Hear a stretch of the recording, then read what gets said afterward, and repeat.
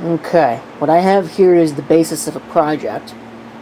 Now, this case comes from work.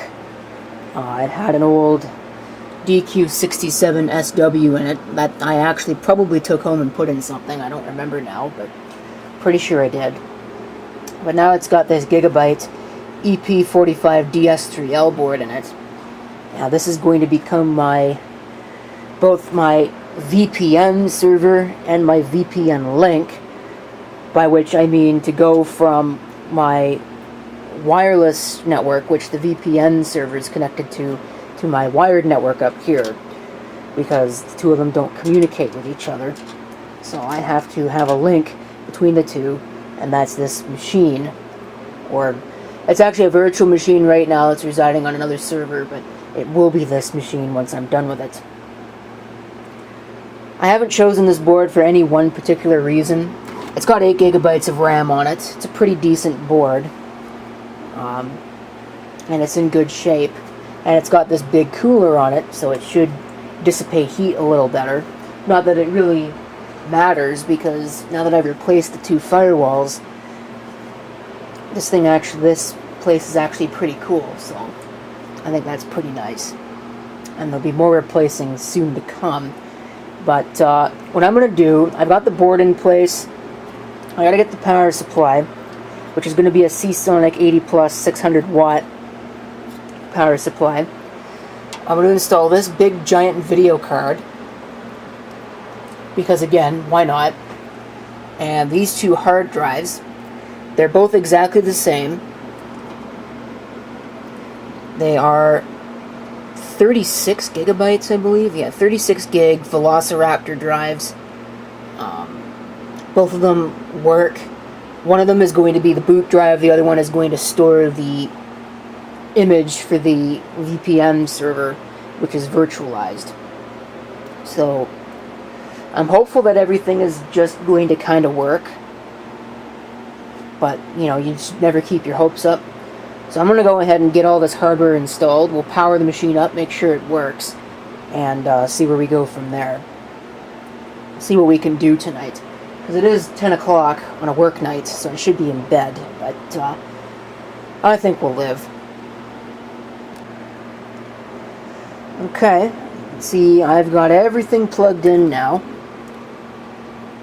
including the hard drives and the optical drive, and a giant cable mess, because of course there's got to be a giant cable mess when I'm working on a computer. So we'll flip the switch,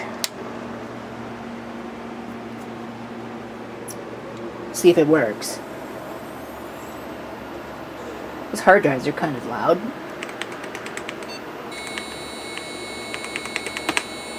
Okay, it's unhappy about a fan. Okay, I almost forgot one thing. The wireless card. Does kind of need that. So we'll power it up again.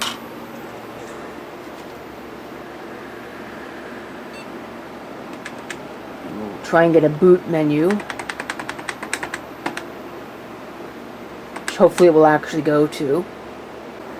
I would like to boot to the Legacy LAN.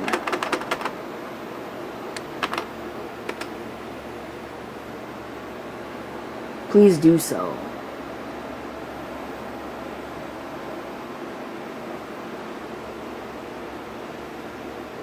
Alright. Boot to Fog.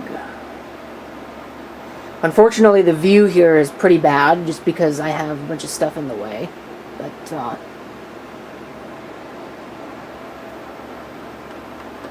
want to perform a full host registration and inventory. So this is pretty similar to the last several times I've done this, so I'm not going to show the whole process. But I'll come back once that's done, and hopefully once we've gotten to a point where we can deploy the image to it. Hopefully deployment will actually work. I forgot that it asks during this step. Yeah, I would love to deploy the image to it.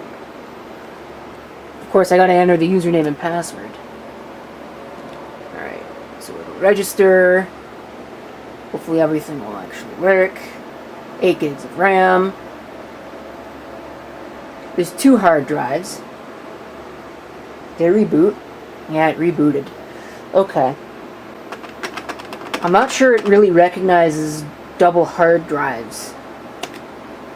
That might be one of the Achilles heels of Fog. I don't know. I've never actually used it on a system that had multiple drives. So we'll go back to it.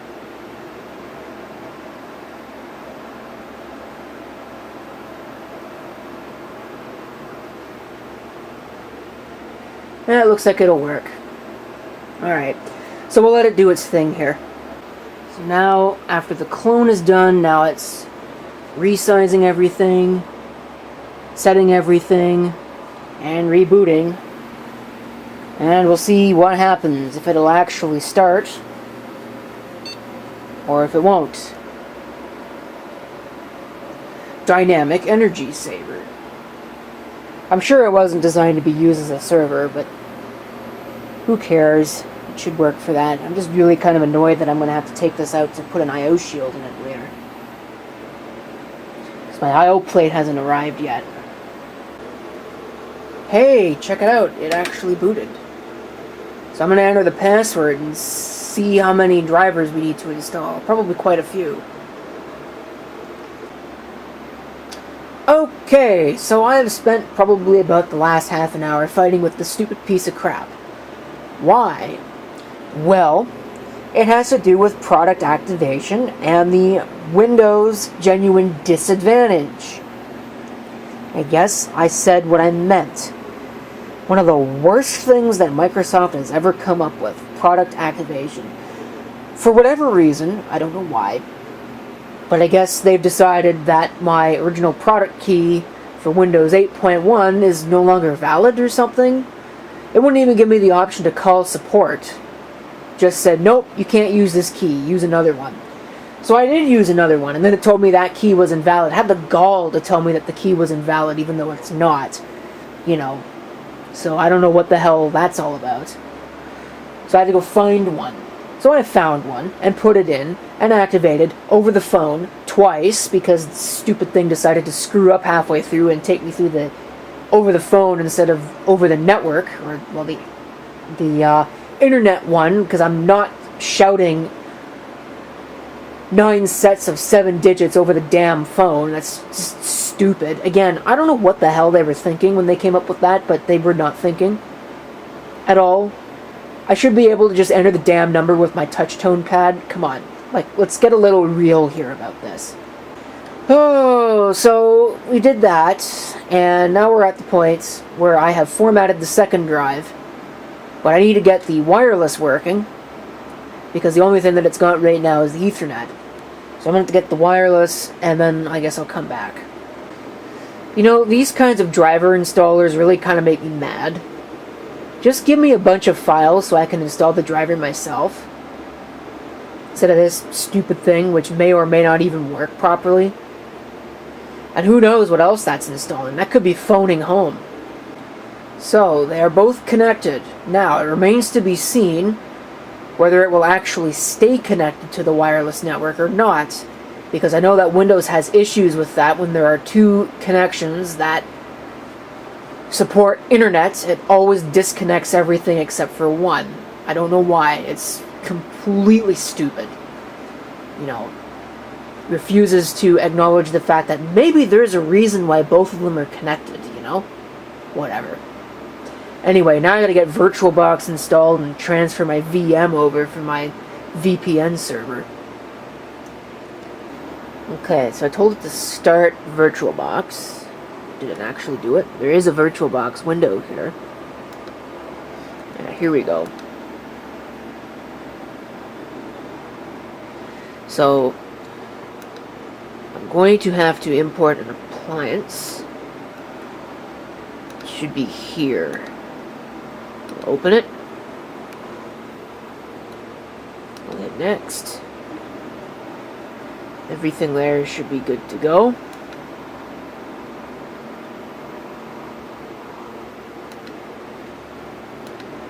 I'm going to send it to the D drive.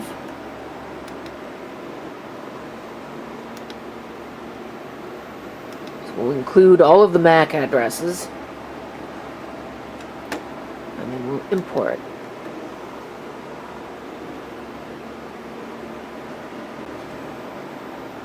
Okay, so now we'll start it. And we'll see what happens.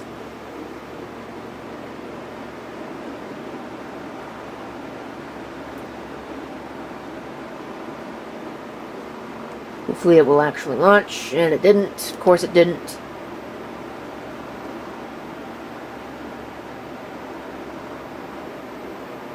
Alright, so I don't know what's going on with that. Let me check it. Okay, so for whatever reason, I guess, the nested virtualization stuff doesn't seem to work. Probably because Windows is broken. Wouldn't surprise me. Well, that's neat. So I tried to remote desktop into the machine, and that happened.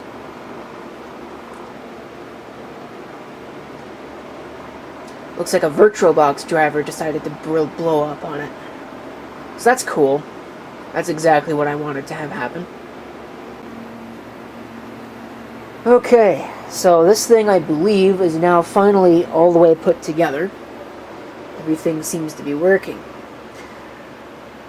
I did change the power supply because I actually needed the power supply that was in here for another project, so it's now got a 350 watt Seasonic with 80 plus certification.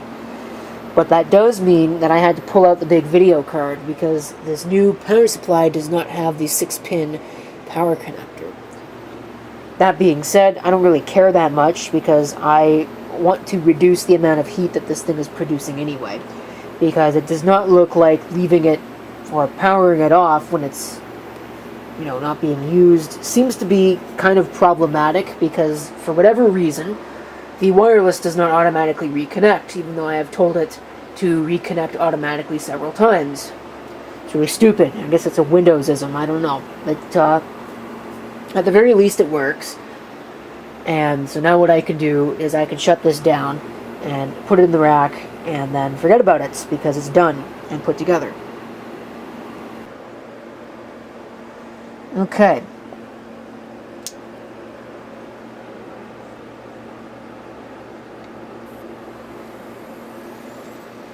Fire itself up. Hopefully with any luck it'll actually come on the screen. There it comes. That is a... what card is that? I'm trying to think, what card is that? It's GeForce 8400 GS, I believe, if I remember right.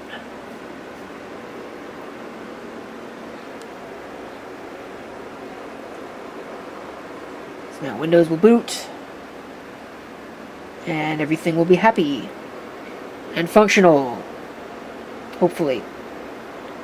Well, it is. So, automatic login, which works.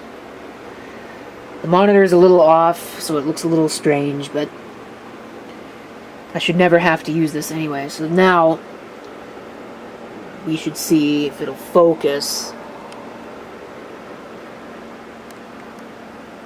the virtual machine start. It's not fast. I'm not sure why it's so slow, but it's pretty slow. So there it comes.